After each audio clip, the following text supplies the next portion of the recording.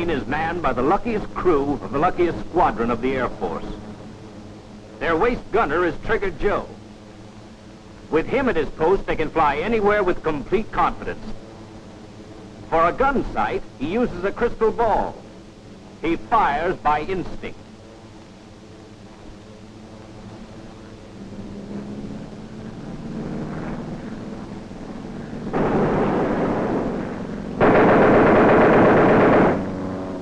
They're lucky to be alive. Never mind that crystal ball, Trigger. He didn't have one. He didn't need one. There's science in that kind of shooting.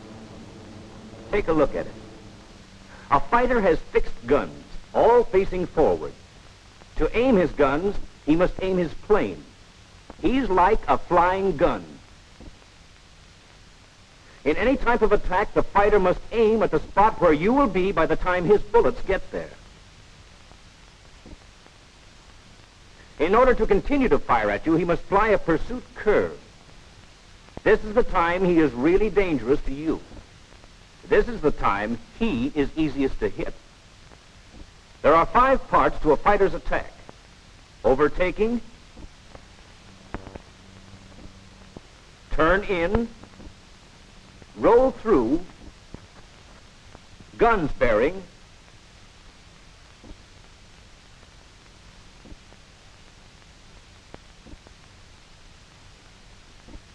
and breakaway. This is the pursuit curve. Now he is your target. To you, he will always appear head on. Not this, but this, and this, and this. He's in his curve. Head on, in range, shoot. Shoot?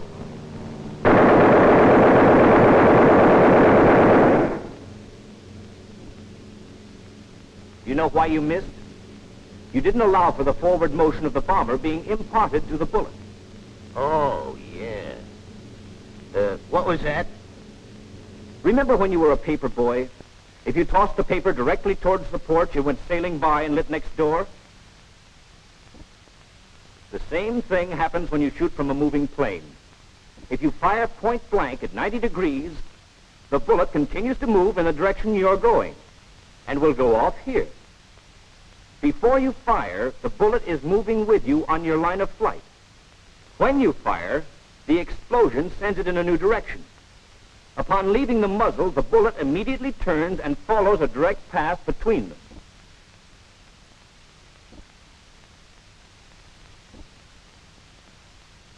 The paper boy never understood why, but he soon learned he had to aim at this side of the house for his paper to land on the porch. To hit this plane on the ground, then, we must do the same thing. Make allowance for the effect our bomber's motion will have on the bullet. We must make this allowance no matter where we shoot from. Here, here, or here. This deflection is always between the target and the tail of our bomber. At only one point are we a target for him. At that time, our point of aim is here. If we shoot accurately, we get this. Now, if he is moving toward us, our point of aim must be such that our bullets will intercept him. But what happens if we put him in the air, where he is free to change his course and keep firing at us? As we move forward, he must change the angle of his approach. This is his pursuit curve.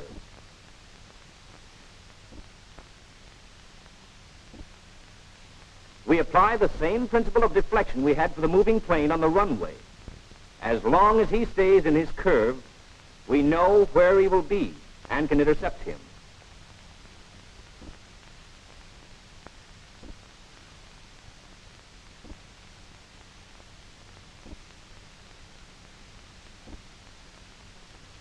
Paperboy, deflection over here on a bicycle. Yeah. Just remember, the deflection is always between the target and the tail of your bomber. But you have to make I've got it. Now watch this. Between the Joker and my own tail. Let's see, about here. Hey, what the hell, Doc? You're starting to get it. Start? nothing. Brother, I got it. Your direction was right, but you had no correction of your deflection as the approach angle changed. For instance. We've seen that this amount of deflection is right for a plane straight out at 90 degrees to your fore and aft axis. And when he's dead on your tail, you can shoot straight at him. So at any other angle, the deflection must be somewhere between these two. Doc, nothing personal, but that don't look like nothing I ever seen in the air. Of course not. You're not conscious of the forward movement of either your bomber or the fighter. All you see is his movement in relation to your position in the air. He appears to slide toward your tail. I ain't seen nothing like that either. How about this? That I've seen. All right. This is just a bird's eye view of that attack. Here's the way you see it.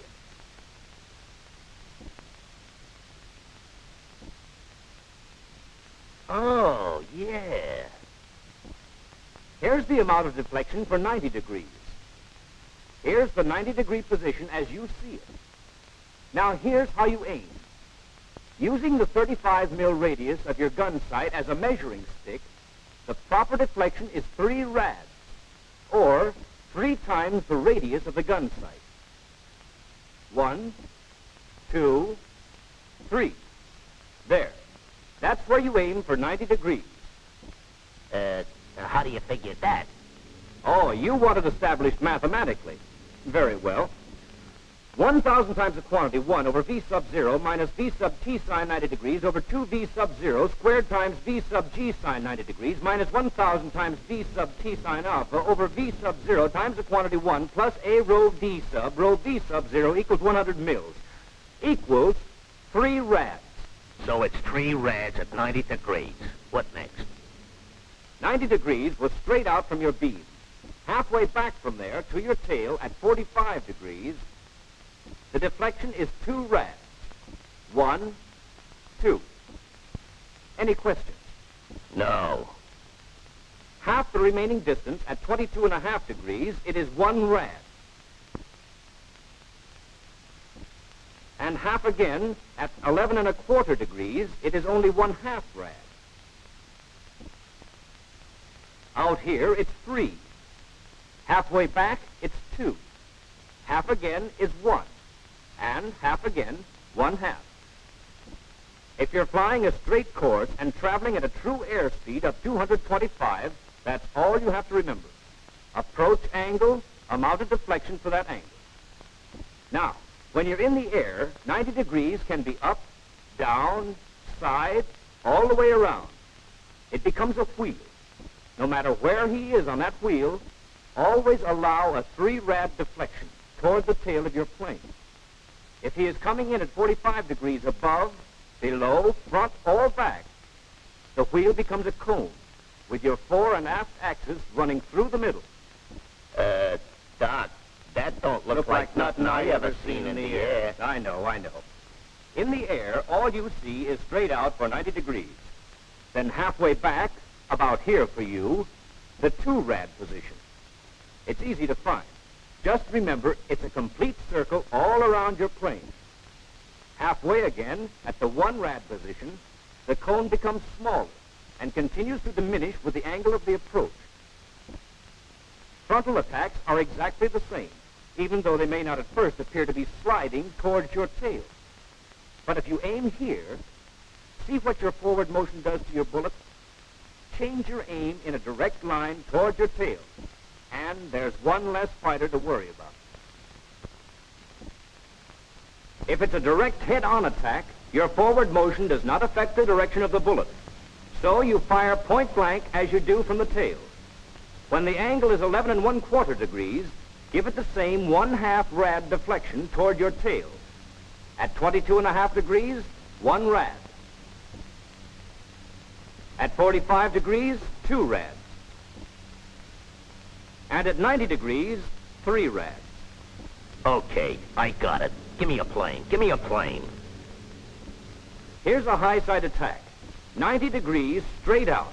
This is the position of your bomber. Where would you aim? 90 degrees, 3 rads, towards my tail. 1, 2, 3. There you are. Well, 3 rads is right. But you'd have to have a weird-looking tail for that direction to be in line. Take a line from the target to the tail that was built on the plane and put your sight on it. There. Hey, wait a minute. No fighter is going to sit still like that for you. It is constantly sliding toward your tail. So you have to keep changing your amount of deflection to have the right aim at the key positions. From the nose to the beam, it is increasing. And from the beam to the tail, it decreases.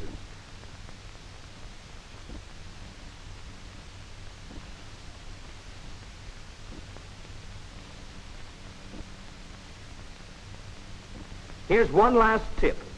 As soon as he gets in range, fire a 2-second burst. Check your angle and fire another 2 seconds. Remember these 3 points. Shoot only when he is attacking you and in range.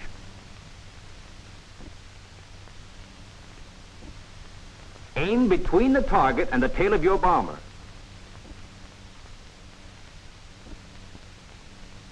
Estimate the approach angle and apply the correct deflection.